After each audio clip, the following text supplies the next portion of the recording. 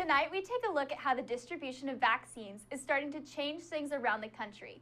Changes are happening around Auburn's campus, and 2 shootings have happened in Alabama over the weekend.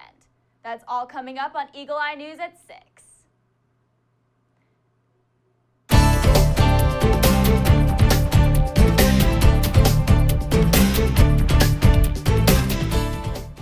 Good evening and welcome to Eagle Eye News at 6. I'm Ainsley Ehlers. And I'm Adrian Ellis. There were 2 separate shootings that occurred in Alabama this weekend. Multiple people were injured after shots were fired in the Timerson Square area of downtown Tuscaloosa, Alabama. It happened early Saturday morning at Roxy's nightclub. At least 5 people were hurt, according to the police. No word on the extent of the injuries at the time. Police say multiple suspects were detained and are still being questioned. 1 person is dead and 5 others were seriously wounded in a shooting at a Birmingham park Sunday night. An argument between 2 groups of men at Alabama Park devolved into gunfire, with more than 30 shots fired, killing a woman and wounding 5 other people, including 4 children. All 5 surviving victims' conditions have been listed as stable. No arrests have been made. Police believe multiple shooters were involved and are asking witnesses to help provide information. Governor Kay Ivey announced last Friday that COVID-19 vaccine eligibility will be expanding as they open the shot up to anyone ages 16 and older today. The Pfizer vaccine announcing that every Alabamian 16 years of age and older will be able to receive the vaccine starting Monday, April 5th. This vaccine is our ticket back to normal. And y'all, we're getting so close to getting COVID-19 in the rearview mirror. And until then, we need to keep wearing our mask, use common sense, use personal responsibility, and use your common sense that the good Lord gave you.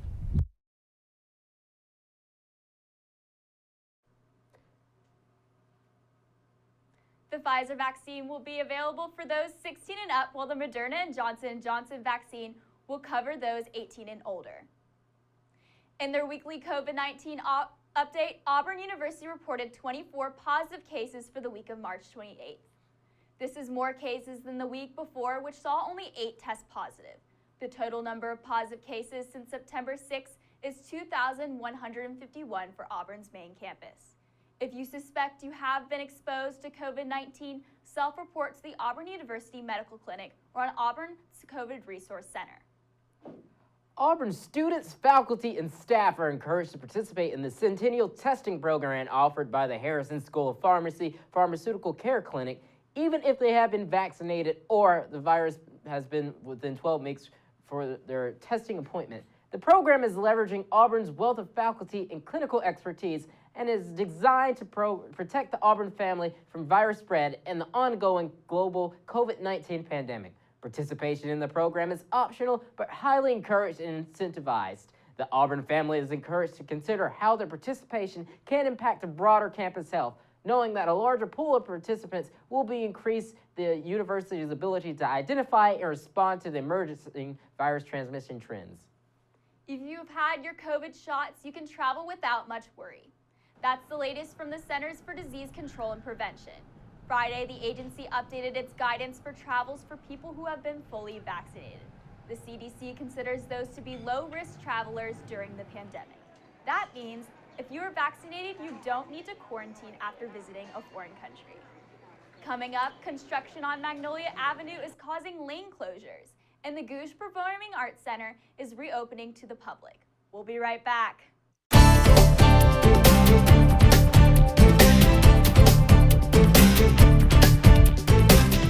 Welcome back to Eagle Eye News at 6. A contractor will install a raised crosswalk on West Magnolia Avenue between Toomers and Thomas Streets will continue through April 9th. The crosswalk is part of streetscapes improvement associated with the 320 West Magnolia development. Only one lane of West Magnolia will close at a time during work, allowing traffic to flow in between both directions at all times. Motorists are advised to be careful in the area and to take alternate routes to avoid delays. Beginning this fall, graduate-level supply chain management education will be offered at Auburn University's Harbert College of Business. Offered in person or remotely, the program comes with a 4-course certificate option or the full 10-course, 30-hour Master of Science in Supply Chain Management.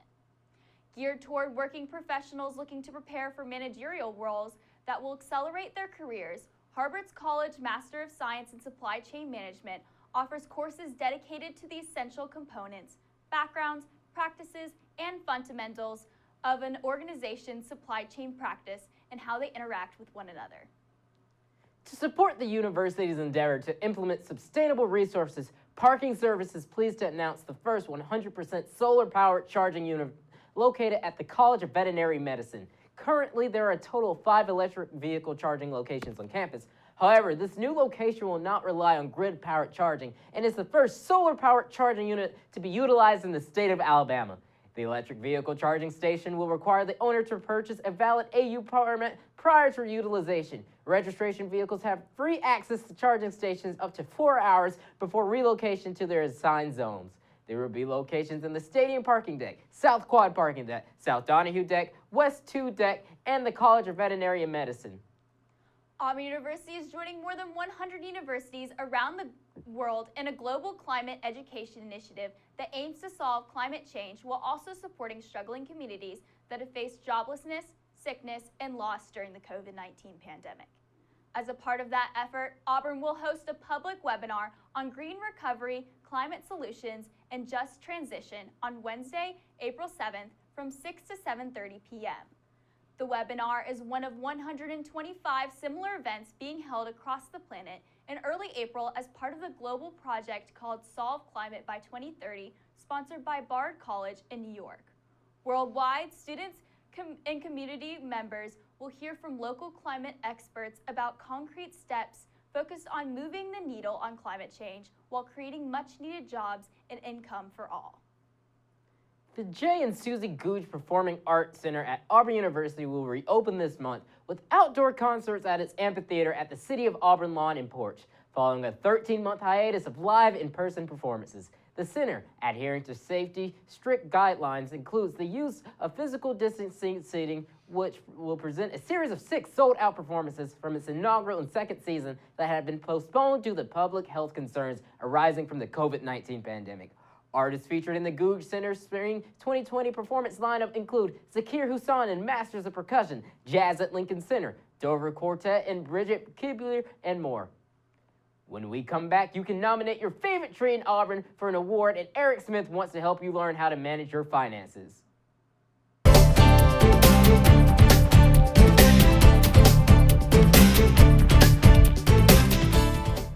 Welcome back to Eagle Eye News at 6. Auburn Cares is participating in the SEC Fight, an SEC-wide competition among food pantries.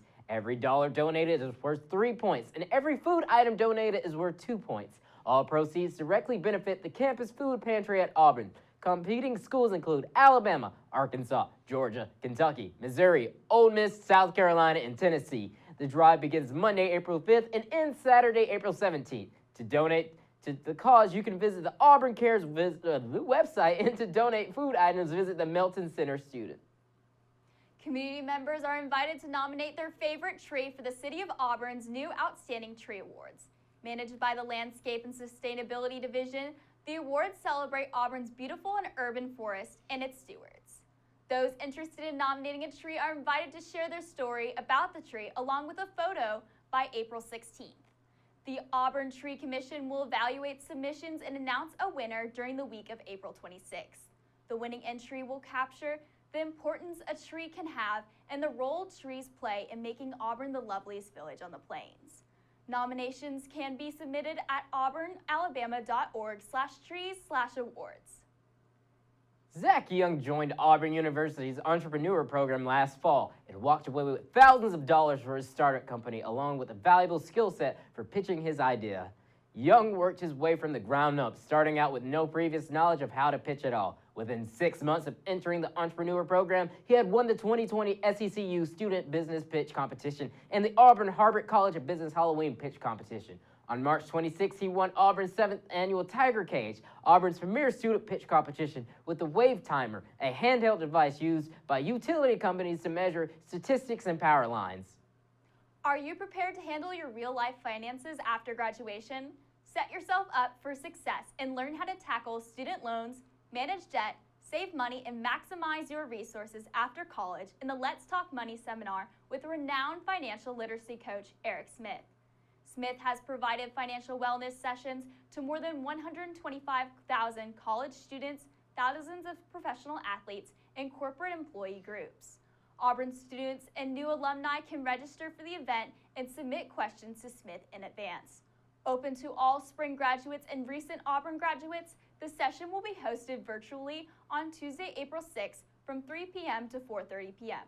Hosted by the University Career Center and Regions Bank, the free seminar is part of the university's program to provide students with important practical skills for life after college, including financial literacy.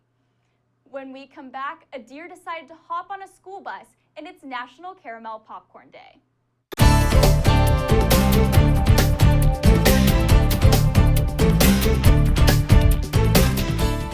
Welcome back to Eagle Eye News at 6.